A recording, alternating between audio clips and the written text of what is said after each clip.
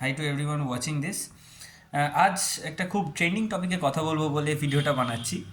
আর এটা রিসেন্টলি খুব ভাইরাল হচ্ছে এবং মানে সবাই নিজের মত প্রকাশ করছে আগেনস্টে কিংবা ফরে। সেটা হচ্ছে অলি পাবে একজন খুব বিশিষ্ট ব্যক্তিকে আর কি, যেটা তিনি মনে করেন।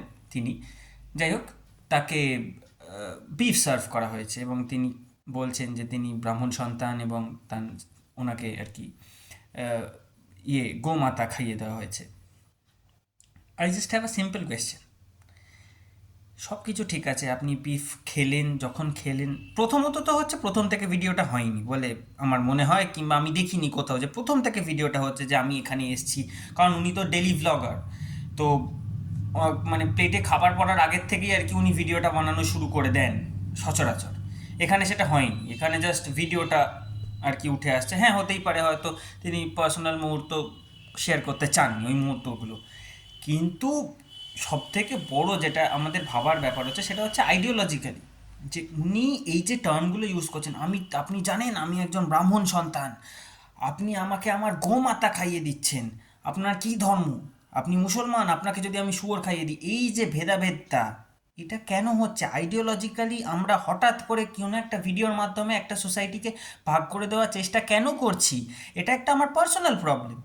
হতেই পারে আপনাকে বিফ সার্ভ করে দিয়েছে, that's your very personal problem. আপনি কৈফিয়ত চাইতেই পারেন, আপনি কোর্টে গিয়ে কেস করে দিন অলিভাবের নামে। কিন্তু আপনি যে এই ভিডিওটা বানিয়ে আপনি যে সোসাইটিকে ভাগ করে দেওয়ার চেষ্টা করছেন, সেটা তো কোনো মানে হয় না। সেটা রাইট আপনাকে কে দিচ্ছে?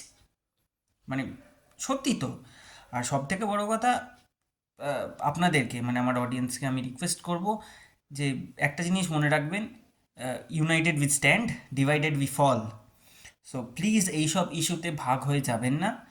এবং এইটুকুন মাথায় রাখুন যে যাই হোক তাই হোক, তিনি সব করছেন ভিউজের জন্য, কিংবা সিরিয়াল হলে বলতাম টিআরপির জন্যে, কিন্তু যাই হোক তিনি যা করছেন নিজের জন্য করছেন, আপনার জন্য কিচ্ছু করছেন না। সুতরাং এইসব কথাবার্তায় বয়ে গিয়ে নিজেকে কোনো দিকে বা কারোর হয়ে কথা বলতে বাধ্য করে দেবেন না।